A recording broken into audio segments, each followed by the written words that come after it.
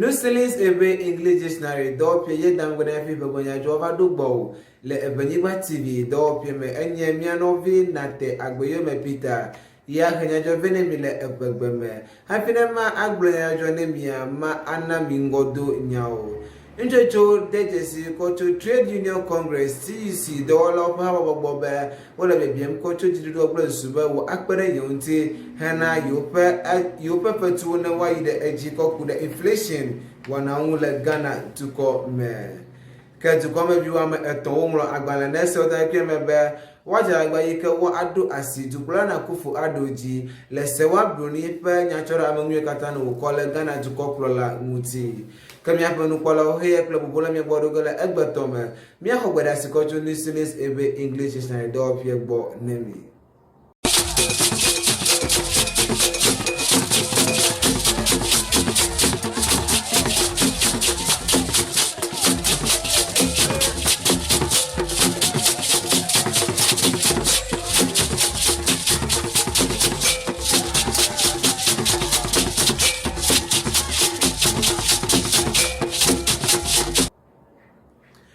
akpa be mi wala ka kulimi le yeme na mi agara to koma jo me nemi en ma kai ka mi aja gomela do di penya o me nemi Trade Union Congress TUC develop ha bobo le Ghana to koma onya me iko le bebiem ko cho jiru do gboba wo adale fotu ji na jiru do wala kata ye na le Ghana to koma close wala ike inflation alone no mo le sesem le Ghana to koma na agbe na nya no ye yo ko to yo po do wana ope akpaji kaje cho ike mi ko cho Ghana Statistical Service do pe ike na akpona akonta nyao alo en lady nyao bo na Ghana to ko onya me ike odi ko globe na lankula no passing titi 3 lendu mozanya kwakula afatutu penya o mele Ghana to come godua anya ni ka age na alankura national year 1 year on year inflation kana eje gombe chopa jinu atom mele pakwa play bla ever for every ka we de ejima mala faji we asheke mama and 19.4% can you show the jesi ba na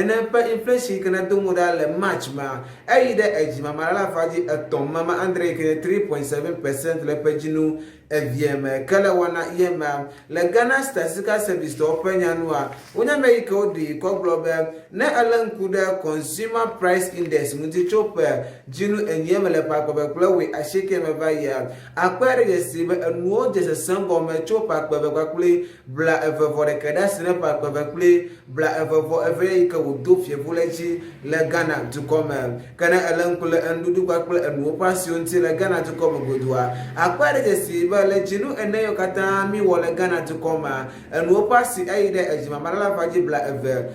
eton for aton bla ene bla aton kwakule bla aden for aton le nujira pado le Ghana to koma kale petrol kwakule diesel momi penya opakpaji a wole city asheke das ne city we ever le momi jira pa ado alu filling station le pumping stations ado le Ghana to koma kaje chode jesi be na elenku da mozonya nti le Ghana to koma kocho Ghana Statistical Service to open lady kno ko do muti happy TUC do pye be jiru na lankura yo pe fa 20 na yo wa oda jesi be public transport operators kanya PTO do pyo iko kona mosonya ojile mododo pa akpaji ya wo dare bujoji mamalala faji we atoyi ko kwato kala titi ko chojiru asiba wo adare nempe wo adele nempe momi kwakple ajoga yikana yokana le momi panya ojikle suba yo ha yo adidi le bujoji le Ghana to come godo kama yikanya agbala jikla na TC haba boy yikanya doctor ya oba enya me yikadi ko globe ehena jiru oba wo adare ajoga jin fetujine yo yikakple tibobo abota gare no yo presu suba agbenata ana ano ne yo le Ghana to come godo kala apoto ba penya no id ko globe le bajinu andra mele pa ko clip la bo re keme le kama you agara kloganti alo yo won negotiation ba kle jidudu ba wale nkure pa ko clip la evie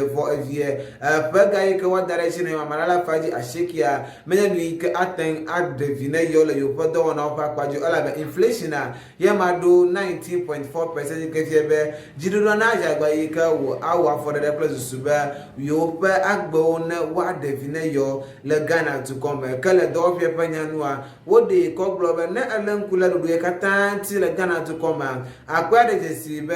price of water alo echipa si ho ide jamala faji bla efo andre nene maka ha mo mi alo ami kamizana e ha ide ejamala faji bla efo aton kai kama so ba pla yupa ajoga ike komo le ne yupa chipopo abota ga ike komo le ne yo kwa pla fatu ike komyo le jino panu wo kale ti si to panya nu ane edeje si opa konyi bafa wo de ko globe jiro na gbanu le Russia Ukraine war alo abawo ike jiyim le bata to ko very Kenya Russia kwa Ukraine dumia no jona na panya mo boblo abawo na be no mala sesem le Ghana to come ene kare na mahade ka jiruwo lenga kayo mo ko de sere ko no COVID-19 na ti si ha bobo ba no gban le ne fe dodo magbo ka do pa Kenya Federation of Labor Kenya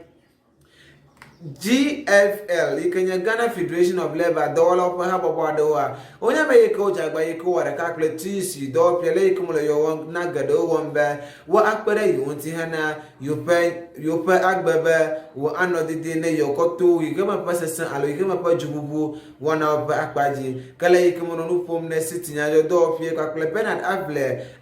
le Jordan ko oji American agbala jigla korenti to ne Ghana Federation of Labor abato Kenneth Kumsi anya me ikede ko globe jido to gbobe le fukpom la joka kakple fatuka kan do pa gado le Ghana to come ha yo mo pa de jesi ba ne to taflache la yikama wo agbebe nu fiela kakpla ma katana do wom le jido do pa wa agbe na no sesem no ta do pa me yo di be jiro na edare yo pa fatu di kakple chipopo abota ga jine yo le Ghana to come godo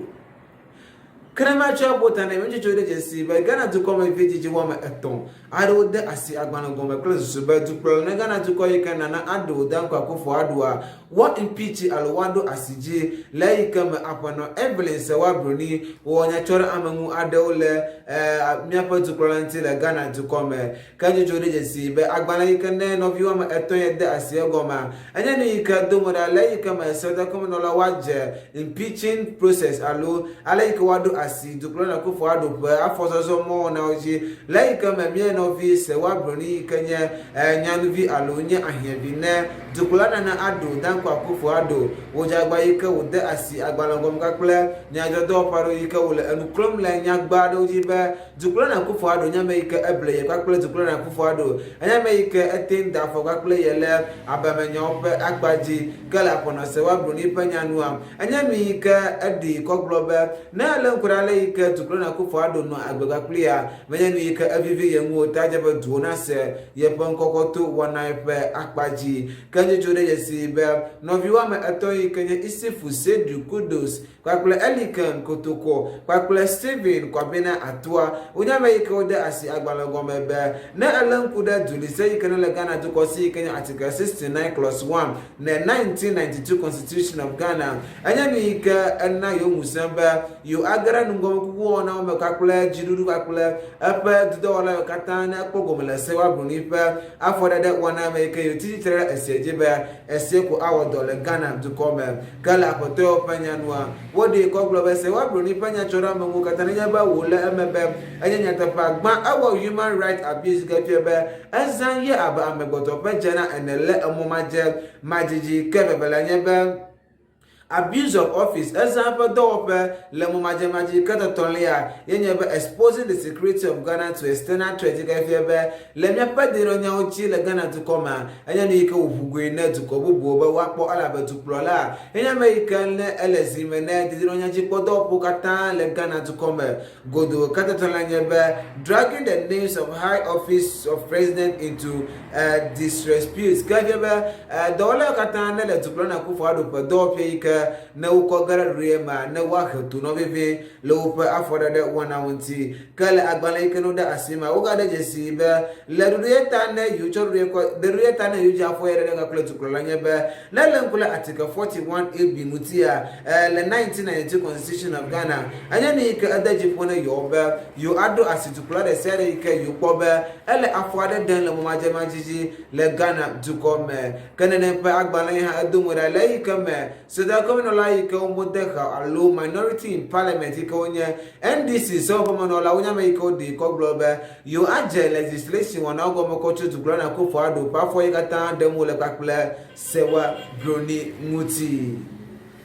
Kenya banu kwala oge imore mi ache penya jole egbegeja kwaseru yenye eke nusilis ebe English na do pie ye da mo gona yafenya jowo dugbo ke civis na meka atro aselenya njika kloga poto wonye pomodango katanga le egbe nya jope akwaji ke bonyi batiri nya do pie pa lo jo gala bugu ko presube mi avaka mi aba sponsor ka klo ko rengu yo katanje ba mi akonem titri nya pa nu wana ope akwaji enye mi no vi nate agboyo me Peter ye enozime kunya joko glone mi le ebegbeme akpenemi le nya pereka o lata